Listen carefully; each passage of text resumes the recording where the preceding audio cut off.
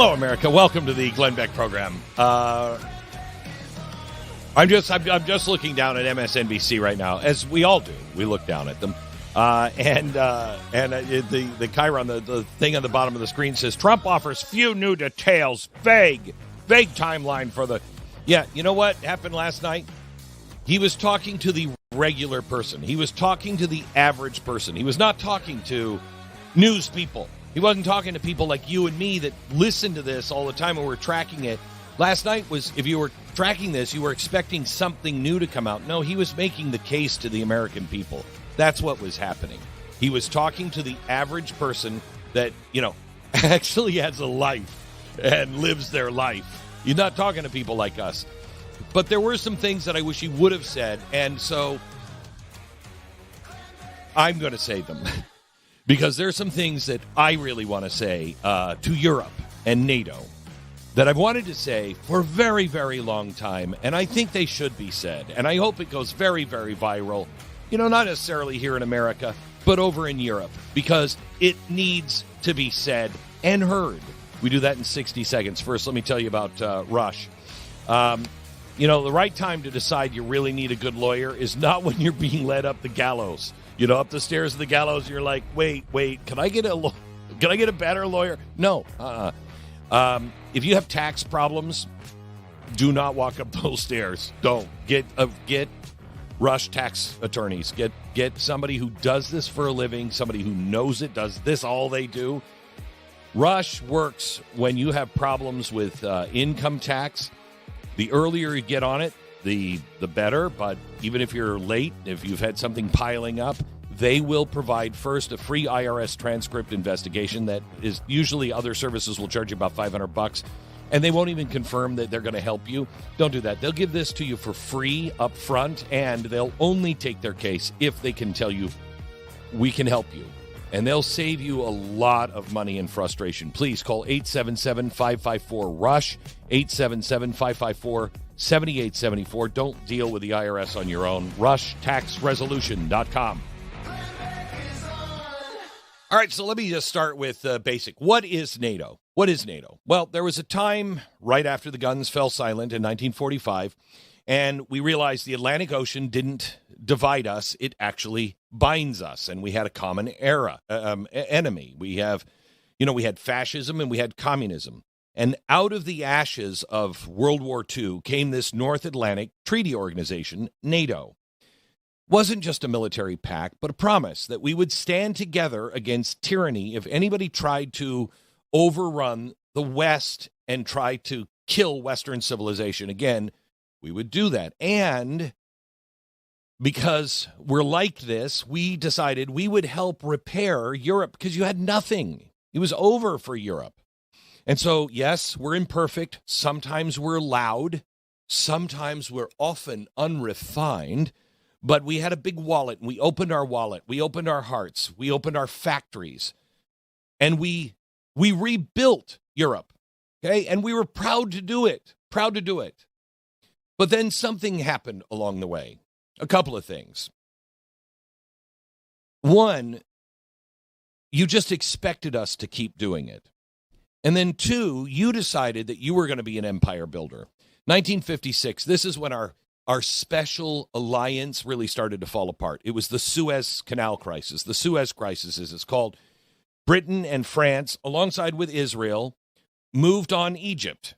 And they just assumed that America was going to fall in line. Well, our president at the time was General Dwight D. Eisenhower. And he was like, no, we're not going to get involved in this. In fact, we have to prevent you from doing this.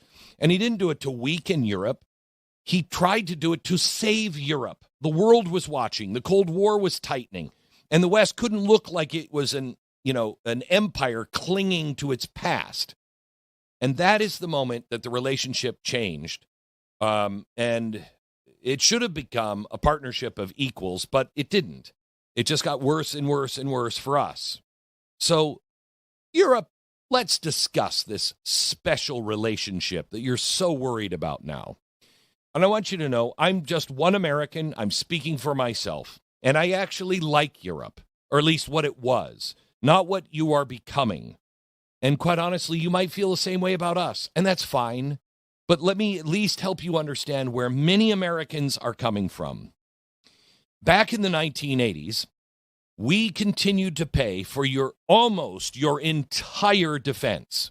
Ronald Reagan stood before you and warned, do not become dependent on Russian energy. Don't trade short-term comfort for long-term vulnerability. He said it plainly and repeatedly. You heard him. But what did you do? You built pipelines anyway. And we were dumb enough to go, well, we're going to continue to defend you while you're doing business with your enemy. This is when the consequences came. When Russia moved again, America stepped in again. Recently, we spent political capital at home against the will of the American people. None of us wanted to be involved in Ukraine. We still can't figure out how that's our war, okay? But we sent billions upon billions upon billions of dollars in aid, more than you did. Weapons, intelligence, logistics, support. We spent our treasure in the illusion that we were partners. But I guess, in some ways, we were partners. I guess. We spent billions of dollars so the Ukrainian elite could buy Italy's Ferraris, so Paris could sell its beloved couture, so Monaco could rake in the dollars on its gaming tables. You're welcome, Europe. And in a moment of our own insanity, we actually paid the pension for the Ukrainian government workers. We put ourselves deeper in debt for your security and our hypothetical security. Okay? How is this a problem for America? But I want to thank you for thanking us so much and repaying. Oh, no, just like always, you never repay us, at least not in cash. Instead, you take our hard-earned money from American taxpayers and you squander it. We can do that ourselves, quite frankly. We're pretty good at it. We don't need you to help us. Also something that really bothers me, we seem to worry more about the rapes of your own daughters and mothers and sisters on the streets of Ukraine and Denmark and Norway and Great Britain and France than your governments do. Why do we care more about that than your government does? Maybe it's because your government believes that the American cash machine is always going to be there. And they think you're dumb enough just to allow them to continue to buy your vote. But you're not that dumb. And neither are we.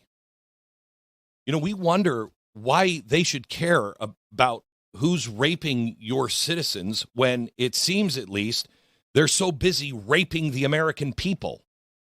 We have hemorrhaged treasure in Ukraine, a country that honestly means nothing to our national security, in my opinion, but everything to yours. And we did it not because it was popular at home. It's because apparently we still believed, perhaps stubbornly, in the idea that the West stood together on something, that we were all together trying to fight the bad guys, the bullies, the bloodthirsty. But let's be honest about what together actually has become to mean.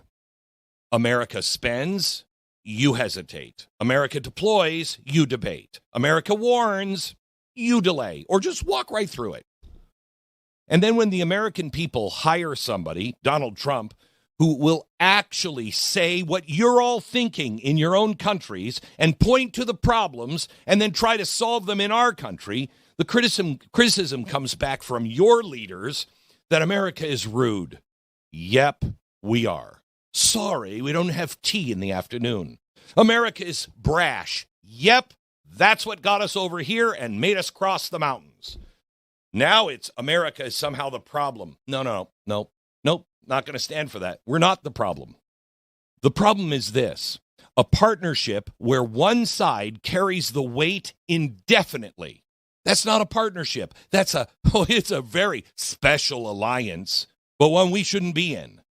Alliances are tested in moments that cost both sides something.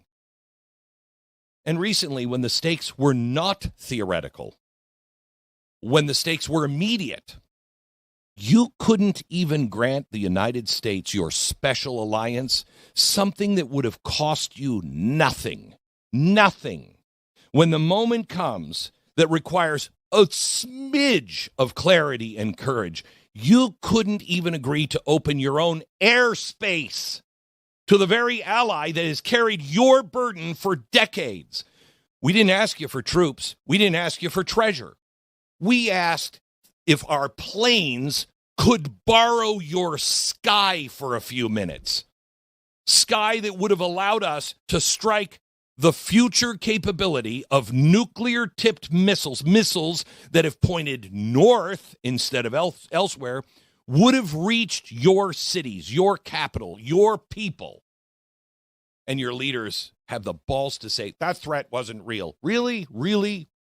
Ask Mr. Starmer to explain the missile that Iran launched at us that traveled 4,000 miles. Gee, I could have hit Paris, France. But it didn't, so it must not exist. And while we're here speaking plainly, let's talk about oil for a second. Because Donald Trump said, go get your own oil. And this is one American that says, yeah. And I like Europe. I really like Europe. But I am sick and tired of this. For decades, you have enjoyed energy that was cheaper. I mean, not cheaper than here, because most of your money, it's all in taxes. But you have cheaper oil than you do now. Why? Not because of smart policy, but because the United effing States Navy patrolled the sea lanes. Who was it that shot the Somali pirates in the head? You guys or us? Who confronted the terrorists in the Strait of Hormuz? You or us? We absorb the cost of keeping global trade flowing so your economy can run without interruption. That stability's not free, gang. It was paid for in American ships, American lives, and American dollars. So yes, your gasoline, your petrol is going to cost you more now because of the short-sighted politicians. And you know it. You're not with them. You know it. And by the way, you think your fuel costs are high now? Most of that cost is tax so they can house and feed and care for the very extremists that came to destroy you. Remember, NATO was to stop anyone who was trying to destroy the West. You're importing them, as are we, but we're at least trying to wake up and stop it. By the way, wait until you see what your taxes do now that you actually have to raise an army to protect yourself. If you even have enough natural-born citizens that still believe your country is worth fighting for, ask Germany how that's working out.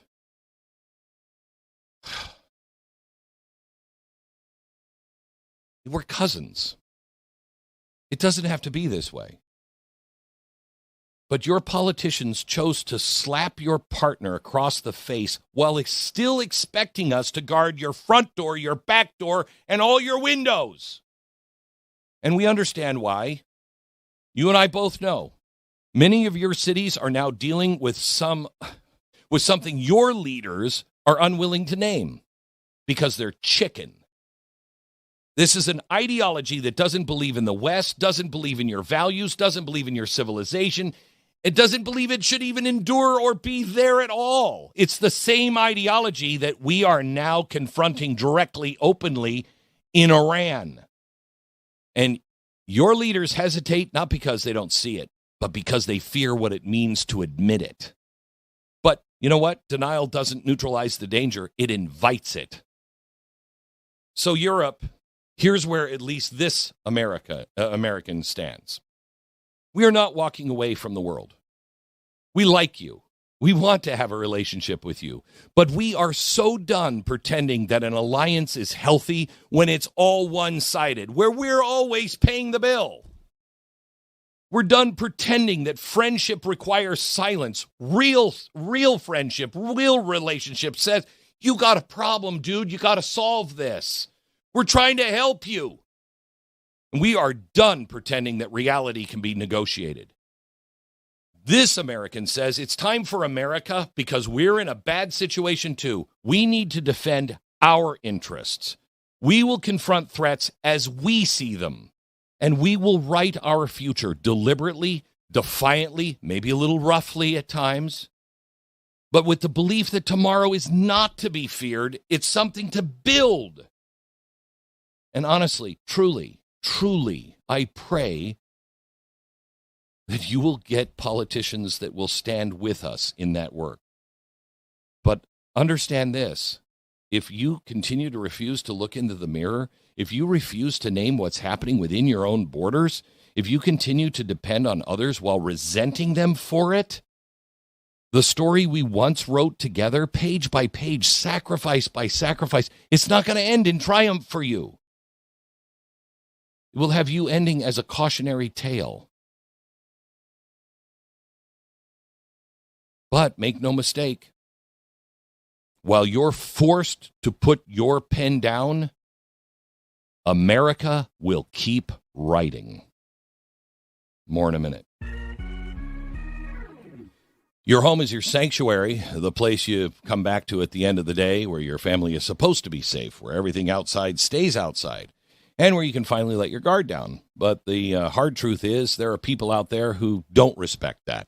People who have no problem crossing that line, breaking in, taking advantage of the moment that, when you're not ready. And that's not something you want to leave to chance. That's why I like Simply Safe. It's a complete home security system with sensors and cameras and 24/7 professional monitoring. So if something does happen, there's somebody watching ready to respond. And it is super easy to set up, easy to use. It doesn't lock you into a long-term contract. It just does its job, because home should be the one place where you don't have to wonder if you're safe. Experience the same peace of mind. Just partner now with Simply Safe like I do. Right now, get 50% off your new system by visiting simplysafe.com/Beck. That's half off at simplysafe.com/Beck. There is no safe like Simply Safe. 10 seconds, station ID.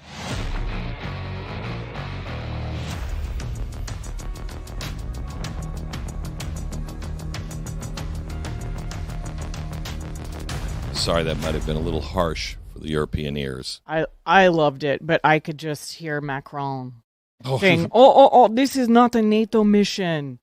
We will not be drawn into the conflict." Let me ask you, what is the NATO mission? The NATO mission is not just about Russia. It is to defend Western civilization. What is attacking Western civilization? You can live in the old-timey days where, the Russians were your biggest threat. It's not your biggest threat. Your biggest threat are the Islamic nations that want a caliphate, who are invading. You would never put up with all these Russians coming in and living their Russian culture and then living in your town, setting up their own little no-go zones. You imagine that? Russians all have their own little no-go zones all over Europe. You would tolerate that? You wouldn't tolerate that for half a second. So that argument is not good enough for you. No. Do you have any sympathy for them? Because, we started the war. They didn't. They're afraid they're going to get attacked. Their oil prices are increasing. Yeah, I have sympathy. I don't want to pay higher oil prices. I don't want to be in this war. But we're in it. And this is more of a threat. It's a faster threat to them than it is to us. You think you have a case to make? Well, we don't know if they were actually a threat and had any missiles. No, they had missiles. They launched one. They had missiles that could hit your capitals, not ours, yours. It's a bigger threat to Europe than it is to us. And by the way, if you want somebody who has nuclear missiles, who is a terrorist state, getting stronger and stronger, and they control the choke point, you think your gas prices are high now? Can you imagine how high they would be if they had the entire world hostage because they had nuclear weapons and the choke point? You may not like the way Donald Trump has handled it, but we're not carrying the water, so you can be, quite frankly, pusses sitting around going, oh, I'm too afraid of my own people. That should tell you something. That your country is already lost. It's already lost. If you can't say anything because you're afraid your own people or the people you've allowed into your country might set your streets on fire, that should tell you something. Oh. I'm on you. What? Oh mon Dieu, that's what Macron is saying right now. I don't even know what that means, and I'm proud that I don't know what that means. Is he asking for more of that dipping sauce for French dip? I don't know what "oh mon Dieu" means. Je ne sais pas. Okay, all right. I think I'm gonna have to fire you today.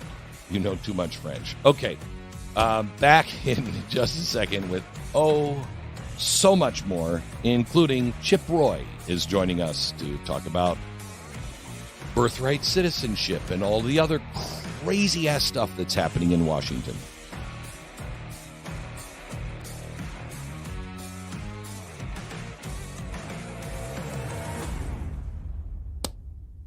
Let's say something bad happens. Nah, it can never happen. Kind of situation where normal just stops. Normal just stops. Isn't that like 2016? If you can't count on things to be exactly the same day after day after day after day, you might want to prepare. I mean, sometimes things can be hard for a few days, even a few weeks. God forbid they're longer than that. But, we've seen it just with snow where grocery store lines are wrapped around the block. I mean, it's just stupid. It's just stupid. The whole point of preparing ahead of time is to avoid all of that and not have any pressure in your life. My Patriot Supply makes it really simple to have long-term emergency food supply ready. Meals that are designed to last for, I think, like 25 years. They store easily. They're there when you need them. So if something does go wrong, you're already taken care of. Right now, go to preparewithglenn.com. Preparewithglenn.com. Get a 3-month emergency food supply kit. They'll include a free mega protein upgrade, $200 bonus. Don't want to miss it. Preparewithglenn.com. Preparewithglenn.com. Get your emergency food supply today. Yesterday, Torch Insiders got backstage access to the Artemis 2 launch with Glenn. You can witness this historic moment by joining us at glennbeck.com/torch.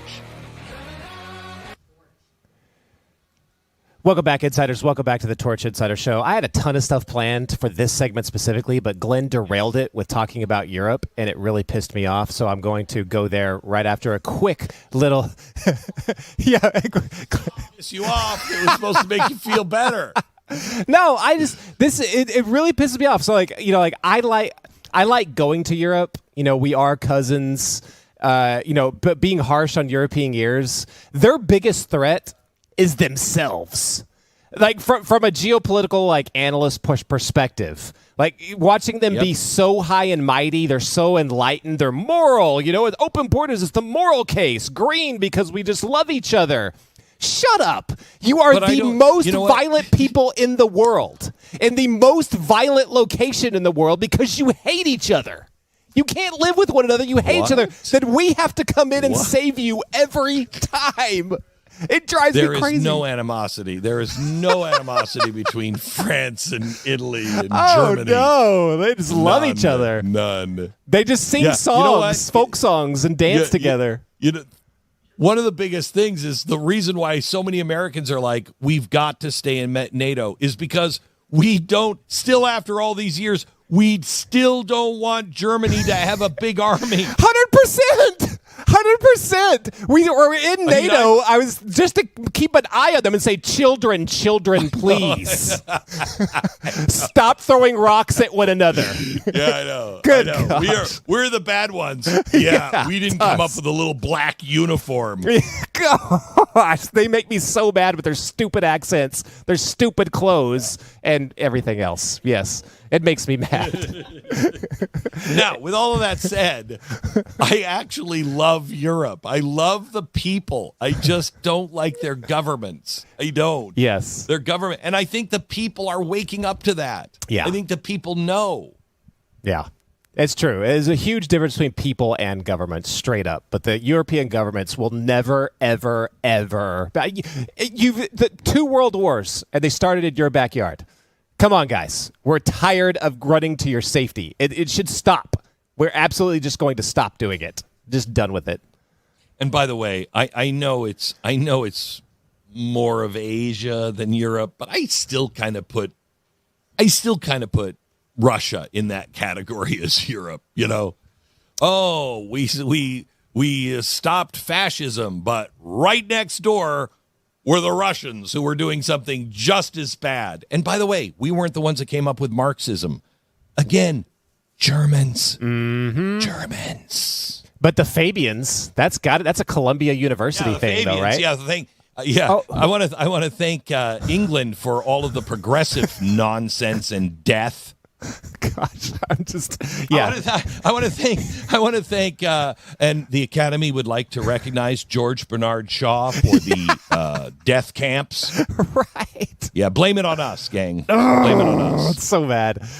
All right, I've got more just railing on NATO, including what some of the tea leaves are saying about what's going to happen to NATO. This is going to be a fight that if it goes forward, if it goes the way we think it's going to go, it is going to go probably to the Supreme Court. That's what my guess is, and I so hope that it does. It makes me worried going to this Supreme Court, especially after you saw some of the comments that were coming out yesterday from this Supreme Court. I'm probably going to have Glenn narrate that specific comment because I can't do it justice. It's absolutely stupid. But anyway, I still have not, after all of this, that just sent me off on a tangent, haven't given a good preview of today's show. As Glenn just said, coming up right now, we're going to have Chip Roy. He's going to talk about a lot of different things. We'll see how much we can get him to talk about, but Birthright Citizenship, one of being the biggest one. We got Charlie Duke in hour 2. He's going to give his Artemis 2 reaction. There it is. There is Supreme Court. Dan, we got a call from the Supreme Court. Dan, I want to know. Yes, ma'am. I have a wallet and I go to Japan, and somebody steals my wallet in Japan. Do I have a contract with the people in Japan to find my wallet? You know, I appreciate that we hire the handicapped. We shouldn't hire them for that job. Not for that position. That's one of the. But to finish out our guest rundown, someone that absolutely deserves to be in their position, we have Jared Isaacman, the NASA director, coming in hour 3, plus Victor David Hansen. I can't wait to hear from Jared. I saw you talk to him yesterday, Glenn. That must have been awesome. I did. So we land. We're granted access to land at Kennedy Space Center because we couldn't get through. I couldn't get from the show and then drive up there and get through the traffic to Kennedy Space Center, and because they had a cutoff of 2 p.m. So we have to fly. We fly in and get out of the plane, and there's Jared. And I'm like, oh, my gosh, the head of NASA didn't need to come out. So egotistical. That's not exactly what happened. He didn't need to come out and greet us at the plane. No, his plane had just landed, and I'm like, geez, Jared, that is so nice of you. I didn't realize I was this important to the country. And he's like, what are you talking about, dude? Who are you again? Oh, shoot. All of that and a lot more. Glenn Beck is coming back right now.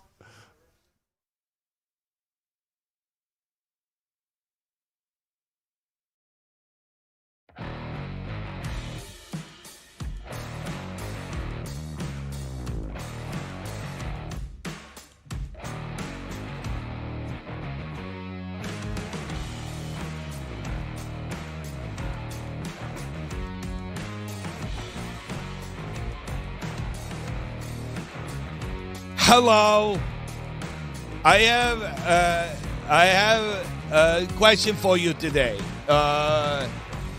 Let's say I go to Japan and I have a wallet and somebody takes my wallet. Do I have a contract with Japanese people to go find my wallet? I don't understand how it works.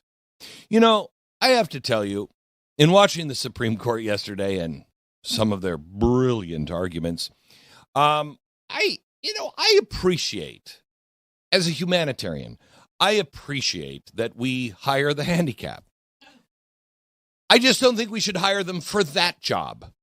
I mean, maybe it's just me, but I got wallet, go to Japan. The Japanese people have a contract with me to find my wallet. Oh my gosh, I mean, even when the liberal justices are like, oh, God, can somebody shut her up? That's a problem. That is a deep, deep problem. Who is her? I don't know what you're talking about. Okay. What are you saying? Is it Are you what? Sotomayor? No. Kagan? No. Okay, it's the other one. No. What are you saying? Are you oh, wow, I didn't imply any of what she was just implying. I got a wallet. I'm going to Japan. I don't know what happened. Why am I in Japan all of a sudden? Maybe I was there for a sex spot. I don't know. You also sound like the media yesterday, who were super, super concerned about President Trump sitting in. He was there to threaten the justices. Oh, my gosh. And they were so threatened by him. Oh, they were so threatened by him. Oh, God. Would you all just shut your pie hole? Can we actually talk? Can we stop making everything about politics? Can we, please? When I say a Supreme Court justice might be mentally deficient, that's not. I'm not saying that because she's a liberal. I'm saying because I think a box of shoelaces may be able to have more compute power than she has. Let's talk about Constitution. Have you ever read it? For the love of God, have you ever read it? And don't even get me started on Roberts. What the hell was Justice Roberts saying? Well, the Constitution is historic, and it doesn't live in the now necessarily, but it doesn't necessarily not live in the now. Oh, what are you talking about? You're making my head hurt. Why do we have birthright citizenship? Why? Why did they write that? Why did they write that? They wrote that at a time when people are like, yeah, the slaves might have been born here. Slaves might have been born here, but that doesn't make them American. And so what was that written for? That was to say, yes, slaves are American. Do you know why that had to be done? Because the stupid Supreme Court had just a few years earlier said no slave can ever be a citizen. No slave can ever be a citizen. That wasn't right. What are you talking about? And so we had to make sure that they had the right. It was not. Is the Constitution a suicide pact? I just want to know. Is the Constitution a suicide pact? Because then I understand birthright citizenship. Then I understand it. If you can have people come in from China, a sworn enemy, and just have babies and then raise them in China and then bring them over here when they're of voting age so they can vote in our elections, that's a suicide pact. Okay? There's got to be some common sense. You know what? All of our children, all of our 18,000 children were born here, and we all believe in Sharia law. We've hated this country from the very beginning. We came over here so we could have our 18,000 children because we knew that when they grow up, they're going to be able to change the course of this country by voting for Sharia law. That's not what that was for. That's not what that was for. You have to apply some common sense occasionally. But why would we expect that? Honestly, why would we expect that from anybody on the left? And that's not a political comment. I don't think there's a lot of common sense. No, there's some common sense. They're just so stupid and so self-centered. And they won't even recognize the world we're living in today. That's the GOP, okay? This one on the left, there's no common sense there unless your common sense is let's destroy America. If that's the thing that unites you, then they're with that plan. Let's destroy America.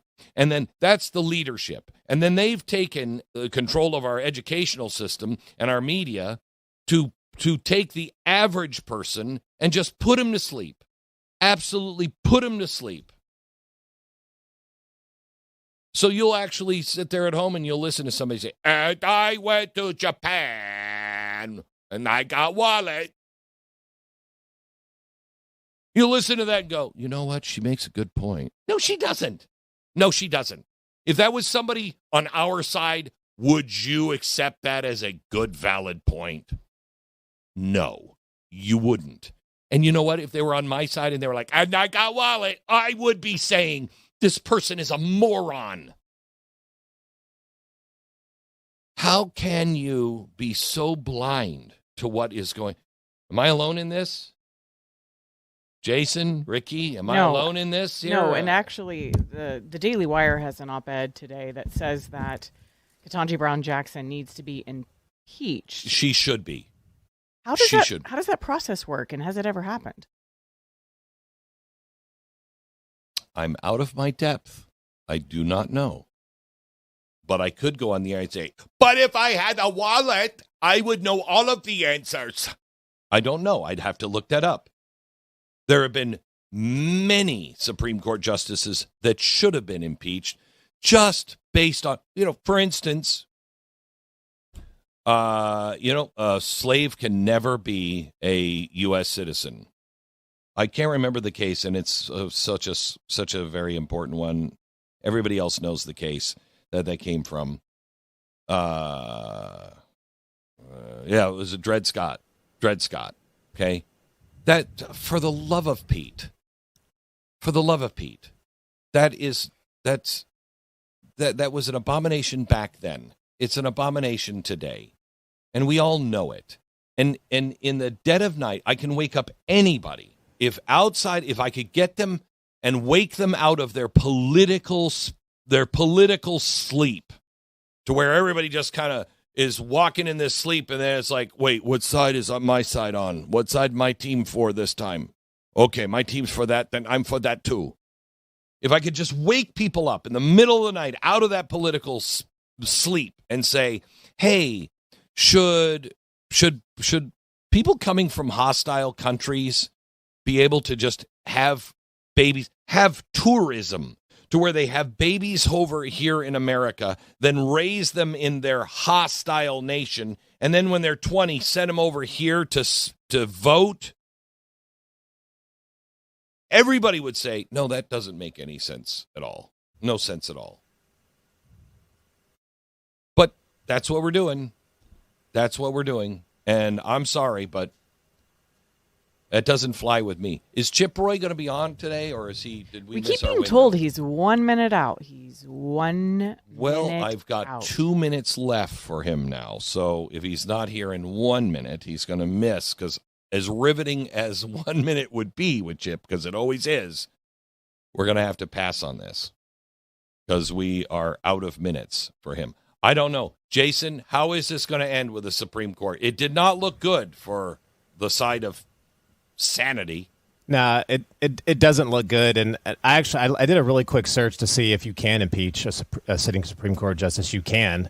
It's got to go through the typical impeachment process through the House, then the Senate. But the only thing I see that is the stipulation is for treason, bribery, or other high crimes and misdemeanors. I propose to add in another clause to there. Also, after high crimes and misdemeanors, also being dumber than a box of shoelaces. Then I think we might be good here. I would like to call that the I got a wallet clause. How are you impeaching her? We're impeaching her on the I got a wallet clause. Chip, we're almost out of time. Let me come to you. Thanks for joining. I know you're wildly busy today. Can you just give us the rundown on the I've got a wallet in Japan stuff yesterday? It looks like this Supreme Court is going to go for birthright citizenship, which is suicide. Well, Glenn, great to be on. Sorry, I'm a little bit late. You're right. I'm on the campaign trails, running for Attorney General across Texas. So bottom line here is on the You got that in. You got that in. Good for you. All right, go ahead. Yeah, you got to squeeze it in. So yesterday, I was able to only listen to pieces of it. I read a bunch of the summaries late night when I got back in the hotel room. And, yeah, very discouraging about some of the line of questioning about the Chief Justice by Amy Coney Barrett and some others. Look, I remain hopeful that common sense will prevail. I wish the solicitor had been a little bit harder core in fundamental core arguments about the 14th Amendment and the interpretation of it. It is absolutely insane to tell me that under the logical conclusion of, quote, birthright citizenship as it's currently interpreted, that 20 million Chinese communist mothers can come to America tomorrow, deliver 20 million babies, and you have 20 million citizens. That is ridiculous, just facially ridiculous. The 14th Amendment does not stand for that. Subject to the jurisdiction thereof was a very understood term at the time, and and that whole thing was designed to deal with the issue of obviously the post-slavery universe in which we needed to deal with how we treat those human beings. but it was not meant for everybody under the sun to come to America, have a baby, and become a citizen. And I hope that will prevail. We filed a lot of really good amicus briefs. I led one with my good friend Chuck Cooper. I was proud that my work was cited yesterday in the courtroom when Chief Justice Roberts asked the solicitor, hey, what do you have on this birth tourism stuff? He said, look, 19 congressmen sent a letter. I led that effort along with Tom Tiffany to say, look, birth tourism is a real problem. Here's what we understand is the background and the data on it. And I'm glad that my work was cited. But you know what? That doesn't matter if we don't win. We got to win this stuff. And look, I hope, again, logic will prevail, but we'll just have to wait and see what the court does. But as Attorney General, I'm going to continue to fight, and we'll continue to litigate this issue. If they don't do the right thing, there's more angles to pursue, but it just defies common sense that we would allow that to proceed. Okay, Chip, I got it. I mean, the whole thing yesterday with Iran, where we're headed on that, while we can't seem to fund DHS, we are not passing, the Save America Act. I mean, we are, if we lose the next two elections, the Congress and the Senate possibly, and the presidential election, everything Donald Trump has done is over because Congress didn't codify any of this stuff. And they are bleeding beautiful bill. They're bleeding that dry because we keep saying, well, we can just pay him out of the big, beautiful bill. We can just pay him out of that. Well, no, I'm sorry. If we do, then we don't get to do all the other things. And they know that are in the big, beautiful bill. Correct? Well, Glenn, look, this is the fight that we had last Friday. Is he there? No. Did we lose him? Yeah, I'm here. Hey, Glenn? Well, that was a fascinating conversation Glenn. with Chip Roy. Chip, are you there? Hey, Glenn. Yeah, Glenn, how are you? Okay, you're there. Okay. Glenn. Good. Okay, sorry. I thought we lost him. I thought we lost you. No, so, sorry. This was the fight last week that we had. Yeah, this was the fight we had last week where the Senate tried to jam us with a bill that wasn't going to fund Border Patrol and ICE. I find that offensive. Those men and women that are defending our country deserve full funding. And yes, I know because we had the foresight to put some money out there in the one big beautiful bill for additional enforcement that we have a backstop, but we shouldn't let that be a crutch to then bleed that dry while Democrats hammer our guys. Look, we have got to deliver on what the president's trying to do and what we said we would do. So, I know that this morning the Senate unanimous consented and sent that thing back over on the funding side. But what we demanded yesterday, I was on the phone with the White House, I was on the phone with the Speaker, on the phone with senators. What we're demanding is, number one, you're not moving that bill until we get a reconciliation bill done that funds Border Patrol and ICE for the rest of the president's term. So we're going to have that fight out, but we're going to win this fight. We have got to put funding in place to continue to secure the country. We've got to codify the stuff the president's doing. And look, I agree with you, but we're going to get our butts kicked in November. We're going to be in the minority, and the president's not going to be able to do his job if we don't deliver over the next 6 months. Republicans need to wake up right now and say, we got to save the country. Islam is marching across our country. Criminals are on our streets. Yep. Our borders still are under assault. We have people in this country who are not supposed to be here, and we've got to deliver. And by the way, on Iran, look, my message on that's been pretty clear. Take out the conventional stuff, the nuclear stuff, but I don't want boots on the ground, and I don't want blank checks. I'm not signing up for continued conflict. Make sure that we stand up for our interests. I support the president doing that. But I've told my colleagues, do not see this as an excuse to fund the war machine in Washington. And as Attorney General, I'm going to stand up for all of those things in court as a lawyer who's done the job. God bless you, Glenn. Thank you. By the way, this is the week for our Lord and risen Savior, Jesus Christ. God bless you all, and thanks for having me on. Thank you very much. ChipRoy.com, ChipRoy.com. We'll find out more about his race as Texas Attorney General. ChipRoy.com. All right. Back in a minute. Legacy box. I want you to think about all the people who, are no longer with you, that grandfather and grandmother, maybe a mom or dad, that somebody you haven't seen for many, many years, that you're beginning to forget the sound of their voice. You will see them again someday, but doesn't their memory alive in the here and now and for generations to come? How do you keep all those memories alive? Well, you have them fading in a box right now. The photographs, the worn down film reels, the old box in the garage. There's a good answer. It's called Legacy Box, and I'm proud to work with them. You take your old film, your tapes, your film reels, your recordings, your pictures, you digitize them. The memories are not stuck in formats you can't play anymore, and they are safe for all time. They're going to send all the originals back, but you can keep them safe digitally. LegacyBox.com/records. Shop their $9 tape sale right now. LegacyBox.com/records. Unlock the offer right now. LegacyBox.com/records. Glenn Beck.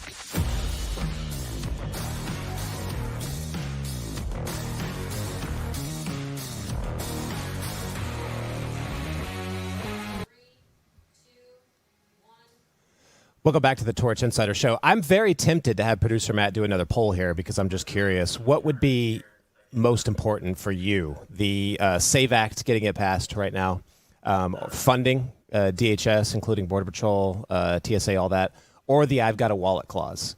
I'm not entirely sure which one they should do first. The I've got a wallet clause there's a very strong case for throwing that in there.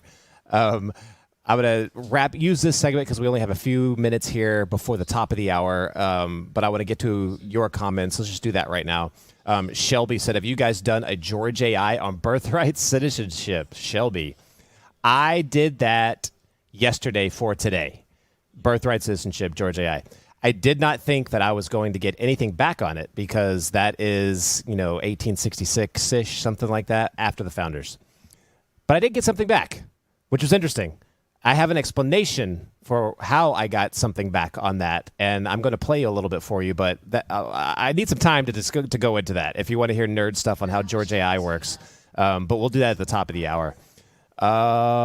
Cindy said Glenn's missing a NASA hat. Torchy Mechanics, or Torchy said, tell us you saw the launch without telling us you saw the launch. Yeah, those dorks, I think it was producer Matt, said they look like 10-year-olds that went to their first sporting event. I got all my gear on. Anyway, that's, I love them. I love them still. James, as a boomer, the nostalgia of the launch was inspiring. What I love is I can tell Glenn's trying to come in to yell at me, but you can't hear him because his audio is out of it. Wait. He said, tell Jason to remind him that who signs his checks. Man. But back to James, as a boomer, the nostalgia of the launch was inspiring. Completely. I didn't even expect to feel that way. I watched it, and the entire time I was just kind of teleported back to when I was a kid. Like, remember every single launch when I was a kid, they would roll in, the cart with the TV on it. They'd roll it out there, and then we'd all watch the launch, and it was still such a big deal. And that just kind of went away. And credit, I think, Elon Musk and SpaceX for really bringing back the space hype. It was super, super cool. Justin in Utah. Watching Challenger launch live was very interesting. When I was in school, when it exploded, we all sat in silence, confused. Then our teacher walked over and shut the TV off. Exactly the same thing. I remember. Do you remember that? We voted on that in school because it was like a teacher of the year award or something like that, and whoever won teacher of the year, it was something like that, would go up, into space. So we all had skin in the game. We all had that teacher that we wanted to go, and just a horrifying day. It was wild, but a cool day was yesterday, and I just want to. The insiders got some really cool access to everything behind the scenes, and Ricky and Glenn were posting these. Just a few of the pictures to throw up. This is Glenn and Tanya. What I love about this is the nerdy selfie stick that apparently Rockstar Ricky has. Rockstar Ricky has a nerdy, dorky selfie stick, and she was employing it yesterday. But we got some good shots out of it. Here's another one. This was from their vantage point where they were standing, where they actually saw, I guess, as it was, after the launch was successful and it was going up. That was really cool. This is the picture where, 30 seconds left? 10 seconds left? There's another picture I'll show you later, maybe before we get Jared Isaacman on, of them talking right when he landed. It was really, really cool. Back to Glenn, and then we got our long segment with George AI coming up.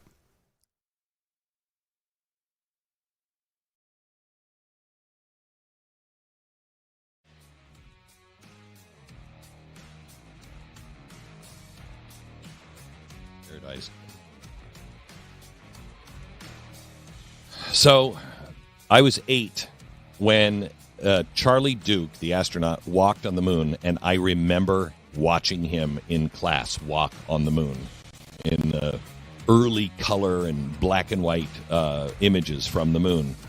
Was it all fake? Well, Charlie joins us here in just a second. Stand by. Glenn Beck is on.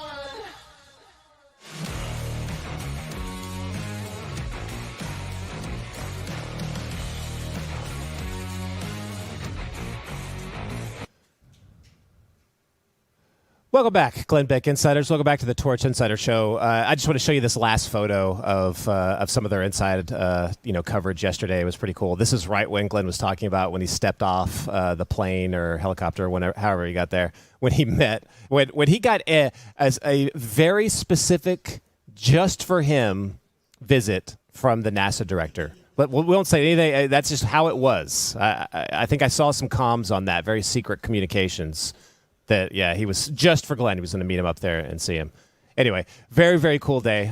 So I have a lot of comments to get to. I have a lot of stuff to go through. I feel like we're kind of behind today. But I want to play this George AI today for you because this was a couple of requests yesterday, and someone mentioned that today. But I did not expect to get anything at all on Birthright Citizenship. But I did the George AI on that anyway, just to see what it would come back with, expecting it to just not have anything. And it did come back with something. So that was kind of interesting. Well, it came back with it. I looked through my little back-end stuff on George AI to see how it actually came up with something. And it came up with this. Actually, producer Matt, throw this up. So this is part of the back-end portal on George AI when it shows sources. So this is the kind of thing that you'll be able to see when this goes out of beta stage and it goes public for all of you, and you'll be able to check out the source, and then you'll be able to click on it and you'll be able to read through. This is like they've scanned in multiple documents, all kinds of stuff. It's really, really cool, and it'll take you directly to the source page and you'll be able to see it.